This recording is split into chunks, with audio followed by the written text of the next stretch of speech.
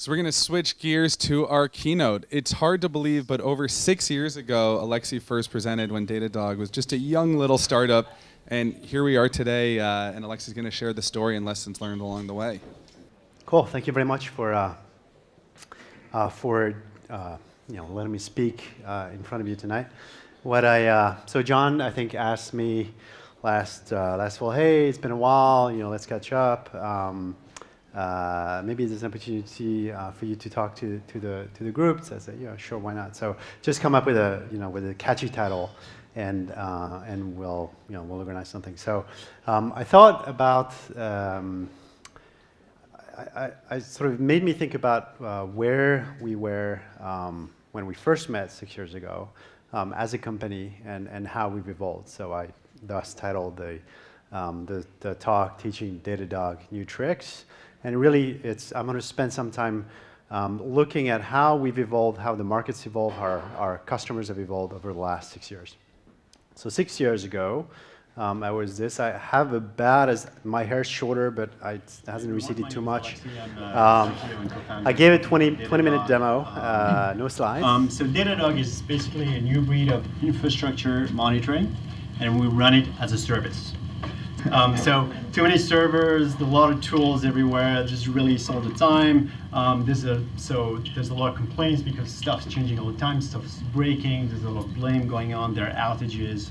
So not having a monitoring that's kept up to date has a huge impact on the operations of the company, and by extension on Jason's job and happiness, because he has to deal with a lot more problems than before. So that's great.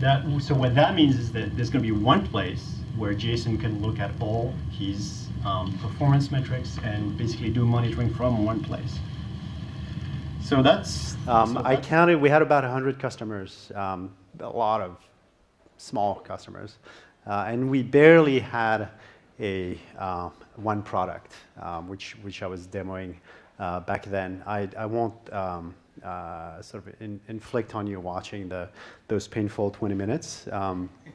But who we were at that point, we were really a handful of people. And I think when I think about enterprise software, and I pull that picture from about the same time, this doesn't say enterprise software to me. It's much more hoodies than suits. And the reality is we didn't have a lot of experience. We knew how to write software. We had done that for a living, but just the enterprise part was relatively foreign. Some of us had some experience, but that's about it. And 6 years later, we've evolved.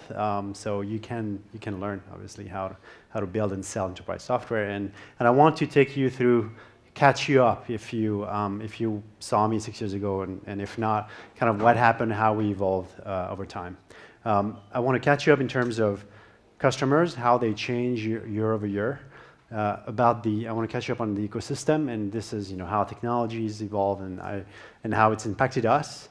I want to talk to you about the products, how our own products have evolved, starting with barely one to now a handful. And I want to also talk about how 6 years have changed ourselves, the group of people. There's more than a handful now, but it's been a fantastic learning experience. Okay, so I was last here in February 2013, so I'll start from there. I went to the archive.org to pull the website. I remember back then it took us, 6 months to come up with an updated website. We were really bad at it. And at the bottom, let's see, this works. Yes, here, well, anyway. The bottom, it says, what is Datadog? I extracted here for you, and this is who we thought, who we thought we were. Sorry for the mistake here. So I'll read it out loud, and you'll tell me if it makes any sense to you.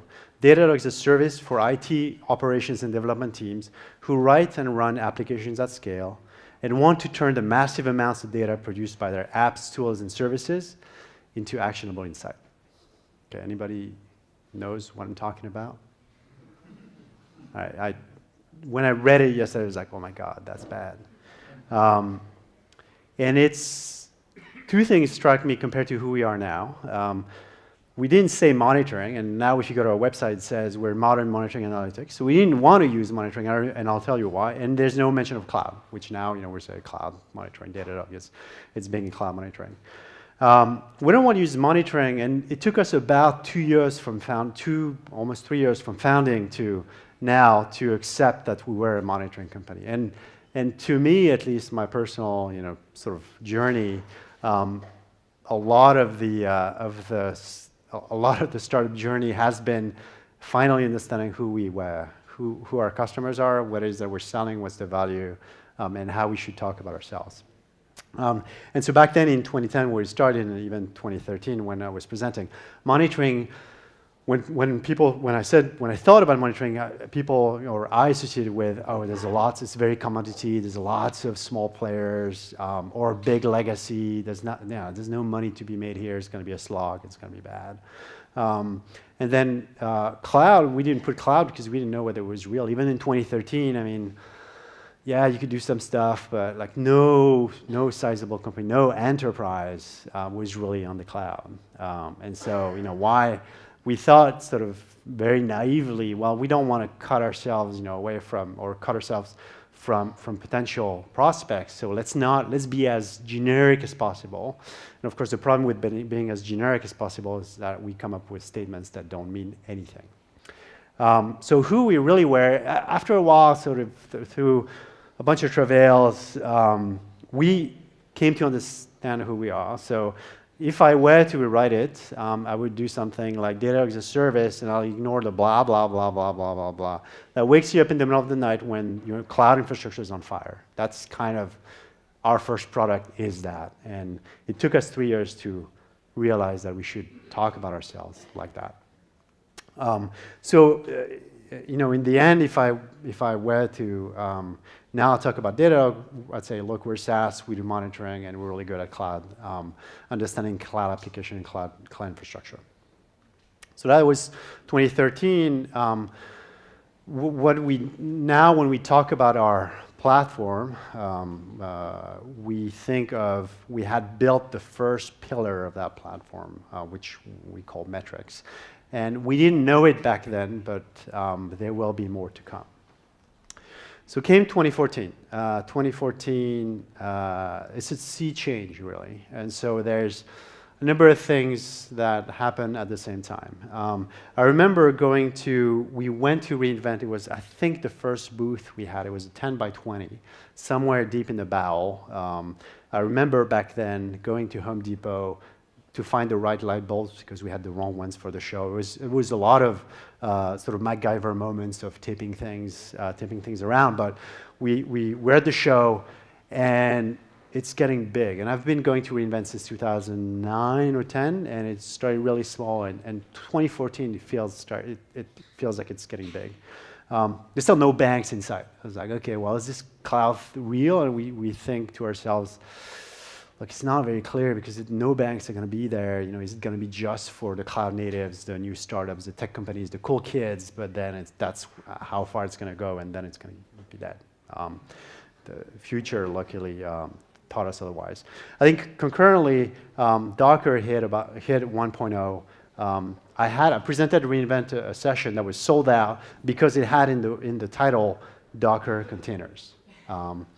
And it was super new. We were doing some stuff. It was really, really interesting, but it wasn't mature at all. But we got at least an anecdotal signal that, wow, this Docker thing, people latch onto it. That's interesting. The other thing we started to really discover in 2014 is for us, and we're a monitoring platform. We connect to a lot of things, get the data in one place. You can correlate, visualize, do alerting. Integrations are differentiating. So we start to, the more things you can connect to, the better response we have. And in particular, we have integrations to companies like products and New Relic, APM. That feels particularly valuable because people, as it turns out, use both infrastructure monitoring, which was our first product, and APM. So from 2014, really, what we learned is the cloud was felt on the cusp of, but we're still very sure. But we really doubled down on Docker monitoring, because we said, oh, Docker, everybody shows up if you say the word Docker, so it's gotta be important. The energy around the floor at reInvent also made us think that integrating with cloud services made a lot of sense. We were born in the cloud, we're sort of cloud native, and we were born in the cloud because when we started, we had no money, and there was no way in hell I could pay for anything but a handful of instances on EC2. But it turned out to be really good for us because we became part of the, we grew up with the platform, as it were. From 2014, we also started to look into APM, application for performance monitoring, just by seeing a lot of people using us and wanting us to get data from New Relic. What we had, though, at that time is we had this sort of inside inbound sales motion. So a bunch of people in Boston, answering, picking up the phone from incoming leads.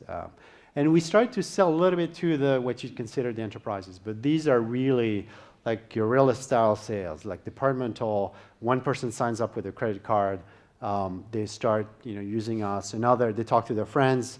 Another team signs up with a different credit card. So while we could say yes, we have Fortune 50 XYZ as a customer, the reality is we had like 2 teams and 6 people. But nonetheless, it was a start. So we thought, oh, okay, that's promising. We still really only have one product, infrastructure monitoring, which we call internally metrics. 2015 is an interesting one because in 2015 we see that cloud and containers are real. In 2015, Capital One, finally a bank, which we see as sort of bellwether for regulated industries and conservative environments. No offense to anybody who's in banking or insurance. They're on stage. They talk about how great AWS is and how they use it and so on. So for us, it's a sign that okay, the cloud is real. Enterprises, at least the ones that consider themselves fairly progressive in terms of adoption, are taking notice and are betting the business on it. So we gotta think about that. The other thing is Kubernetes, which is 1.0. But at that time, so Docker has emerged as it's a cool name. Everybody likes it.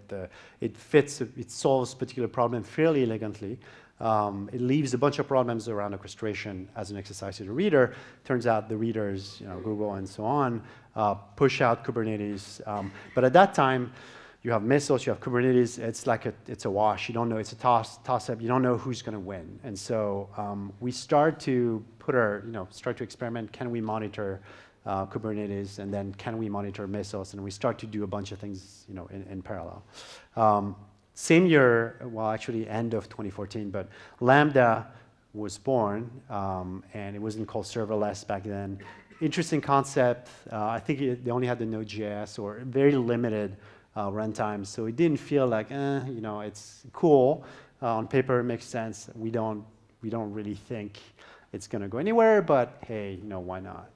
And how we changed in 2015 too is we went from an APM integration to an APM prototype. By that I mean, instead of collecting data from an APM vendor, we thought, hey, if everybody's interested in getting all that data in the same place inside Datadog, why don't we try to get the data natively and do it? Now, when all was said and done, 2015, the couple lessons that remain, I think, is enterprises in 2015 adopted, with the exception of Capital One, we still saw really a bottom-up adoption. So the sales motion that made sense for us in 2015 was continue to be land and expand. Just get a small account, start small, incentivize the sales force to close deals, close new logos, close new logos, close new logos. Don't try to milk the deal, make it grow and close it to have it grow as big as possible. Just go, go, go, go, go. The other thing that we learned is, and this is partly from the previous year's Docker sold out session, is that people want to learn. They're looking for strong content. And so that's what we did in 2015. We started to really invest heavily into generating content. And I think DigitalOcean, for instance, really paved the way there. This is an example for how do you get really a lot of traffic to feed the inbound machine by having good content out there. So that's what we did.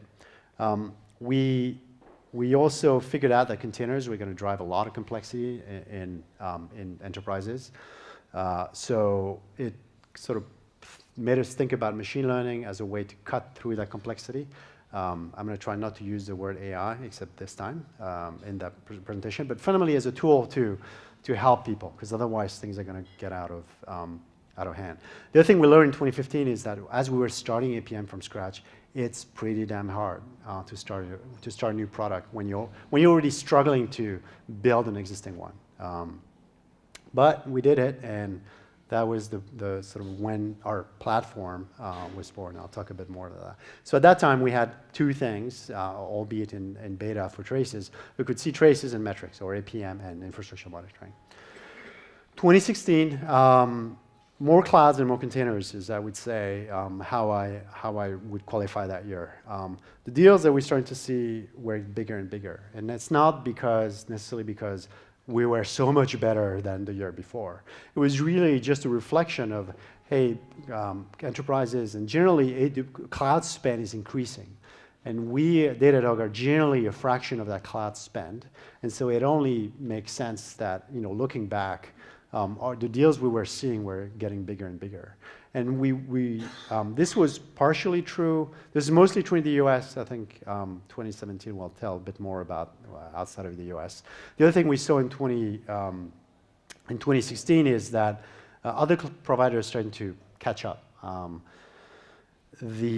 think Microsoft still, had a very Microsoftian view of the world as a very sort of siloed, walled garden area, but it's since obviously changed. And the other thing is Google was starting to get serious about it. So, but definitely playing catch up. By 2016, Kubernetes has won the orchestrator war, at least the roll your own. So, from an infrastructure standpoint, still very young, aspirational, lots of YAML, even more YAML now. But basically, anybody who wanted to do containers said, and they wanted to run it themselves, they picked Kubernetes. They kind of stopped picking Mesosphere or Nomad or others. And then serverless is born as a concept. Lambda existed, but serverless is so an idea that starts to take hold in people's mind. In the same way, Docker kind of crystallized in people's mind, and then it became really interesting. For us, kind of 2016, APM became real with GA, and so we think, okay, this was pretty damn hard. We spent about a year and a half trying to get it to a 1.0, which had a lot more work needed. Are there other things? This is sort of a pattern for us. Are there similar things we could be selling to our customers? So logs, became an obvious one because everybody needs logs. So what we learned in 2016 is that we needed to invest in enterprise sales. We did it in the US because the US is still about 2 years ahead in terms of adoption of public cloud. And so we started to bifurcate a bit between, of course, inside commercial sales in the US still, but then add a layer in terms of enterprise sales.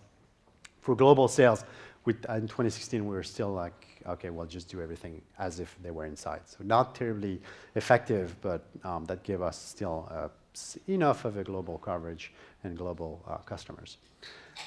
We dedicated teams for Kubernetes because we wanted, now the war that had been waged was won. So now we need to stay up to date. This thing is moving super fast. It's evolving. The way we collect data, performance metrics on Kubernetes, I think we changed it 3 times because it did change 3 times. And so we needed to spin up teams who were only dedicated to understanding that ecosystem. Serverless is new Docker. What that tells us is we need to experiment and bet. We need to build something, see if it bites. If it doesn't, do it again, and we'll see what kind of adoption we get. In terms of APM, again, we sort of go back to integrations. It's all about integrations. It's all about how well we can connect to our customers' infrastructure or applications. That's really the kind of how you live and die in that market. And then everybody needs logs, so let's do logs. So at that time, we still have 2 products. 2017, all right, so now we discovered that so outside of the US, cloud adoption is about 2 years behind. But global enterprise customers are migrating to cloud. So that means that it's not only the capital ones, the JPMC and so on, but also the large, Western European corporation that decides that cloud in 2017, oh, we should do something about cloud. So, maybe 2 years behind, but there's a promise, which then to us, tells us, hey, we got to think about enterprise sales outside of the US because it's picking up. We got to get ready. In terms of, the container, the ecosystem technology part, managed container orchestration is still proprietary. So back then you have ECS, Fargate, this and that. We don't know whether Kubernetes is going to win that. It's not very clear at that point. And particularly AWS keeps pushing their own solution. But, it's okay, we got to support ECS, we got to support Fargate, we got to support everything. And so that's a massive investment for us, but we think, one of these is going to work. So let's hedge our bets a little bit. And in 2017, we start to see the emergence of the mythical single pane of glass. We feel like maybe we have a shot at this, which is work in progress. What we learned in 2017 is replicating the sales model we had in the US around the world. When we're headquartered here in New York, it takes a lot of time, it takes a lot of effort. We should have seen it coming, but it's a lesson learned for us.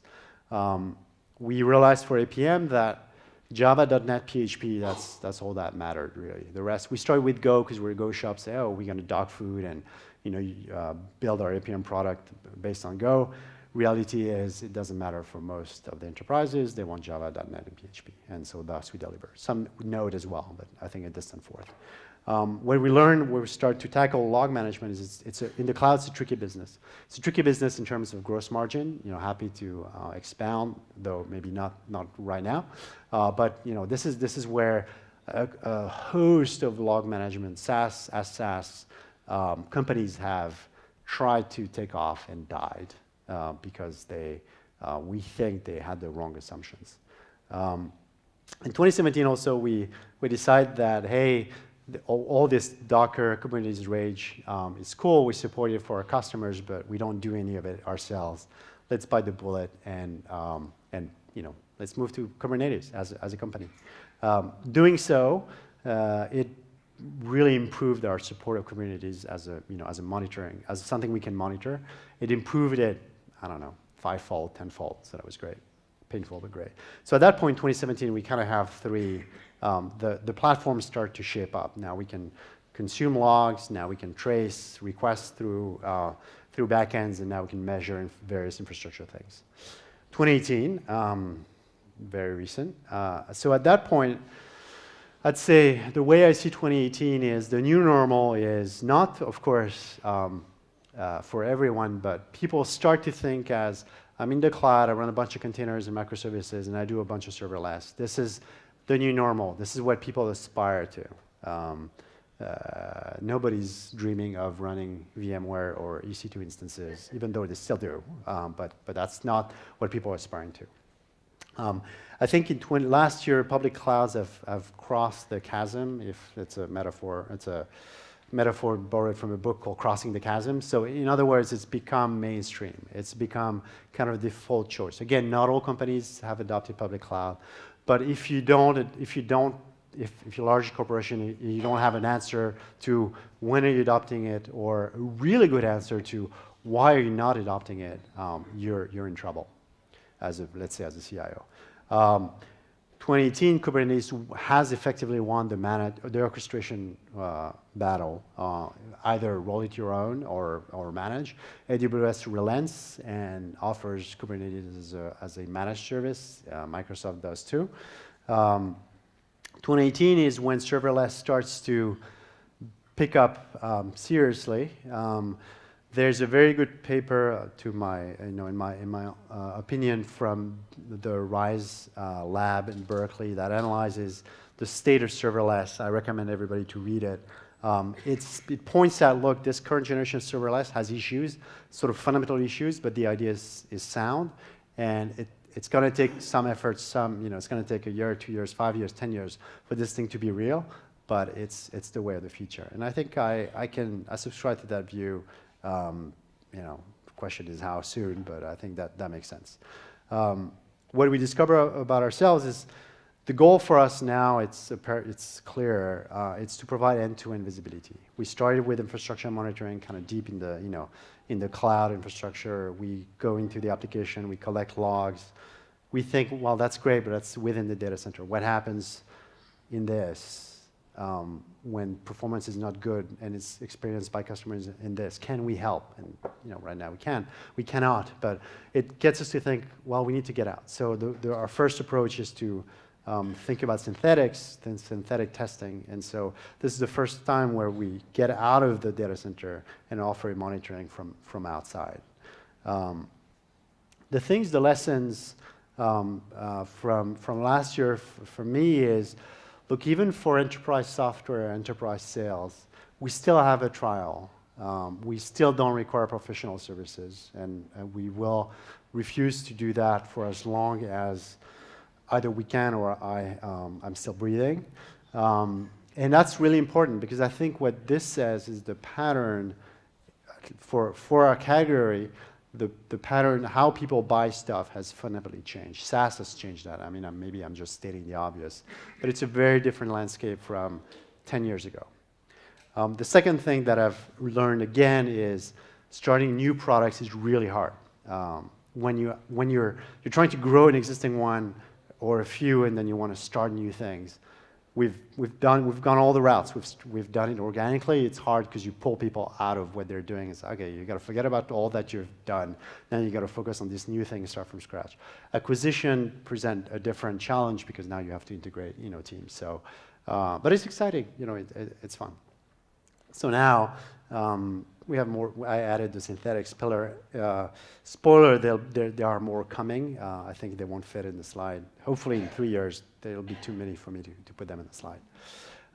What's not changed in 6 years, and maybe that's the important piece, because technology changes and so on. But I think I tell the team, yeah, you know, particularly engineers, yeah, we build products and so on, we build a platform, but really we sell a service, and the service is consumed by customers. And no customers, no service, no product, no nothing. So that's the part where SaaS, I find, drives a discipline that is both welcome but also ruthless. Like, you have to prove your value every single day, you know, every single minute, every single hour, every single day, every single month.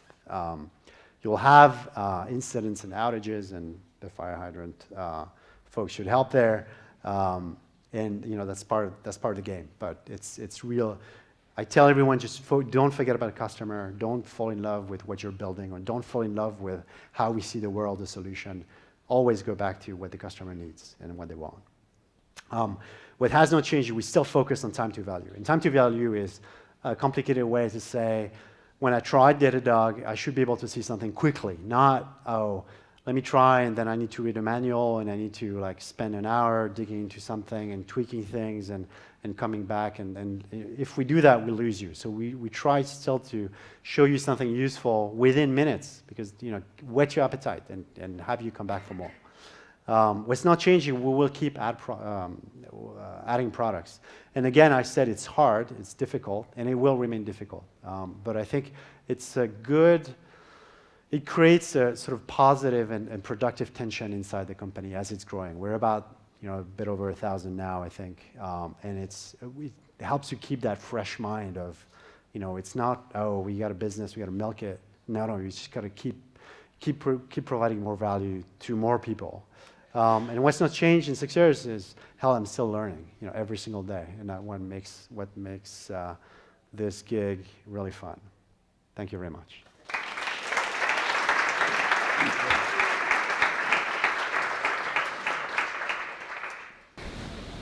That was a great breakdown over the years, specifically your sales strategy. How do you see your sales or go-to-market strategy evolving in 2019, 2020? So, yeah, sure. So, question is, how is the sales strategy evolving in the next 2 years? You know, I think we've had we continue to invest in enterprise sales, and so this is field sales. This is people going, calling, getting meeting with potential, with prospects, mapping out the org to figure out who says what, who decides what, and so on. Doing that globally, continuing to do that globally. Right now, US, I think this is where our strongest market. We're growing in Japan, Europe, everywhere, and like inside sales, enterprise sales, it has more of a geographical. You have to tweak to how people actually buy stuff, right? The thing that though remains is one, we still actively we want the sophisticated tech companies. So enterprise are great. They're not going to necessarily drive your product towards the limits, and we want people to drive our products towards this, because this is how we get better. So that's why we always wanted to. We try to do everything, not everything, but we try to have something that works for typical enterprises where monitoring is not somebody's passion in life, and it's got to work and it's got to be useful, but then they move on to something else. But it also has to appeal, and this is kind of another layer in the product, to people who are really passionate about how their stack works, want to understand the finest details. And so we try to balance the enterprise customers with the sophisticated, usually larger tech companies. I think a company like Airbnb has been one of our, among the best customers to challenge us constantly, and I think that's good. And when you're SaaS, it hurts because you're pushed to the limit, and when you push at your limit, things break, and things break. It's always fun. Sorry. So you listed sort of 6 years of lessons learned. Are there lessons that you're glad you learned versus lessons that you really wish you might have been able to skip? So the question is, are there lessons that I wish I would have skipped, and lessons I'm glad I learned? And the answer is, I think no. And look, we've had bad moments, no doubt, and like anything else, sometimes it rains, sometimes it's sunny. I kind of take everything, because it is true that sometimes something that appears as an existential crisis can turn into an advantage if you know how to seize it. So that's why I don't only want good news. I don't want just bad news, because it's grinding. But I think a mix of both is that's life, I guess. You talked a little bit about in terms of like customers still want to try before they buy. As you grew, did you go from like 14 days? Did you ever test like 7 days versus 21 days? So question about duration of trial, yeah.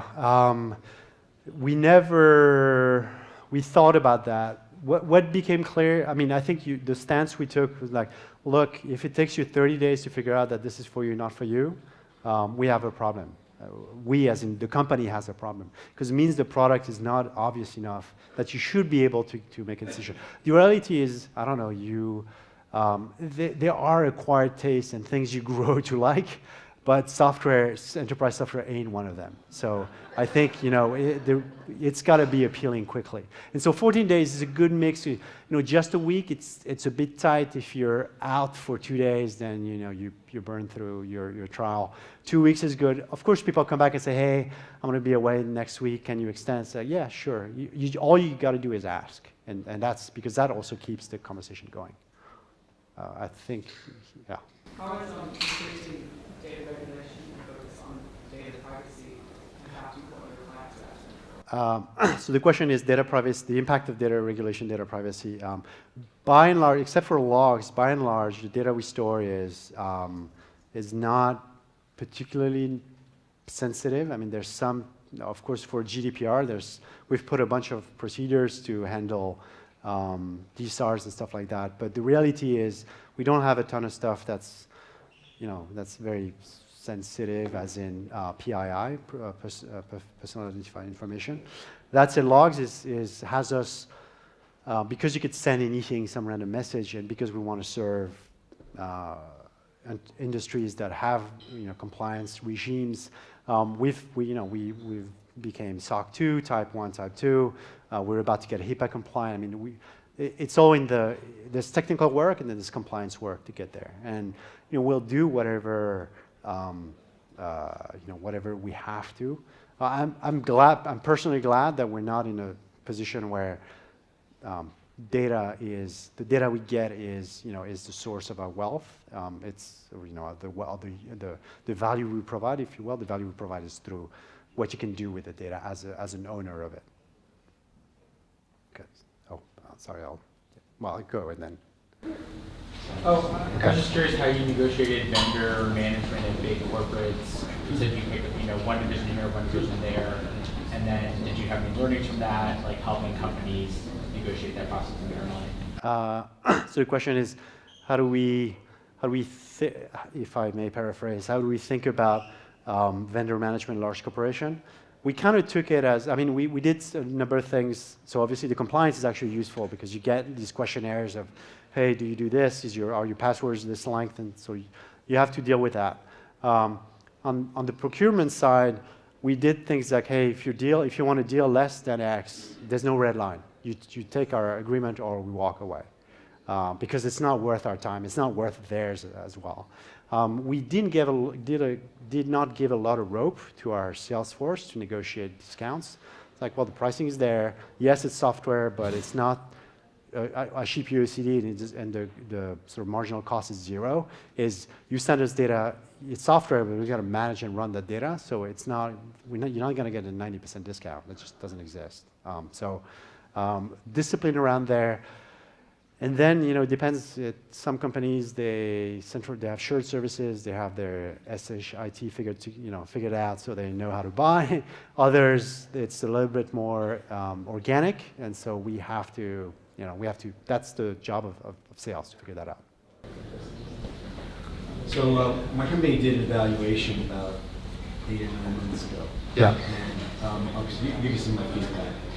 2 weeks is not enough to evaluate. Because what that does is that developers had other things to do, they dipped into it. By the time they really got their arms around it, 2 weeks was over, and I had to go back to the salespeople. And that put me back and talking to the salespeople again and again. And they wanted to get more information and all that. Yeah. And it was oppressive. But I did ask. Okay. Second thing was, it was interesting to see that you say that Java and .NET are your two go-to languages. Yeah. Because at the time, .NET was way at the bottom. Yeah. And it seemed like PyCon, Go, and Node were the only ones. And the support for .NET was not really usable. Yeah. And sorry for the tough love, but No, it makes sense. So the real problem was the APM. That was what we were really excited about. And what developers came back and told me, and what I validated myself, was that it would require basically a rewrite to add the APM in, because unlike Python, there was no way of sort of, sorry to get into the weeds here, but sort of doing the aspect design where you'd slice across at the method level. So it meant a rewrite. So we had to abandon the APM. Could we, sorry, just cut to a question? Sure. So have you improved your support with .NET? Yes, we have. we actually GA'd, I think, last month or something like that. So criticism well taken. That's what when we hit APM 1.0, we had, as I said, we dogfooded. So Python, Go, and something else. It's like the Ruby, the easy stuff. But we knew that the real money was to be made on Java, .NET, and to some extent PHP. But yeah, absolutely. As far as going back to our sales, hopefully we weren't mistreated in that interaction. We're treating great. Yeah. So, it's we tell them, just go get information. So I'm glad that it was a positive interaction, even though I understand why 2 weeks is not necessarily enough.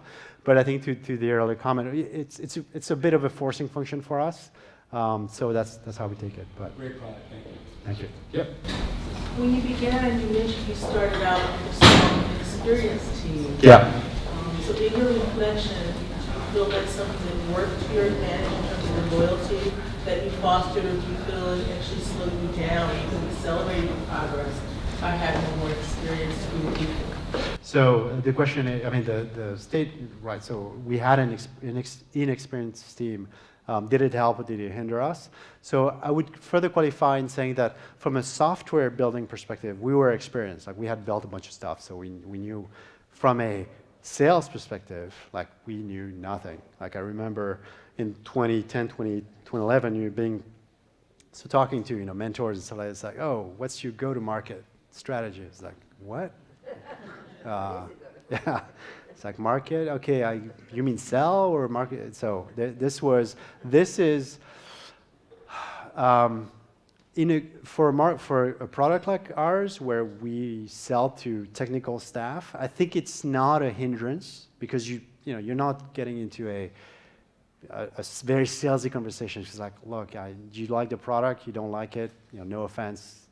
I won't take it personally. Let's move on. And if you love the product, okay, tell me what you want to do with it. And so I think it creates more of a genuine conversation. And so that I think is positive. But at some point you need to hire pros who are going to help you scale. Time for one more. Did I ignore someone? Well, one of these two. What you guys decide.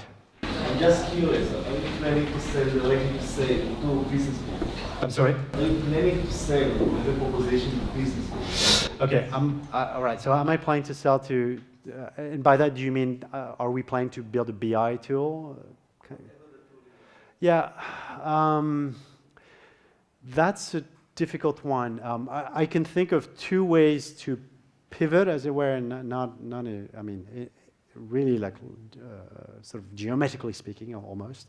So we can keep the same people who buy, just build more stuff, which is effectively what we've done. We add pillars and da-da-da. The other way you can think about it is we take the product almost as is, and then we sell to a different group of people, but they are close enough, something adjacent. I think it becomes difficult when we say, well, we take a slightly different product selling to slightly different people, because when we fail, and we should fail when we experiment, we don't know, is it the wrong product, is it the wrong people, is it the wrong messaging? The problem becomes harder to think about.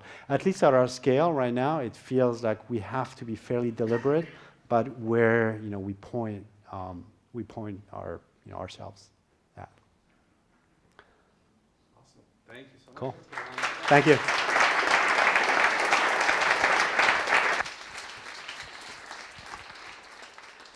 Excellent talk by Alexis, and great demos earlier. Let's give one final applause for everyone tonight.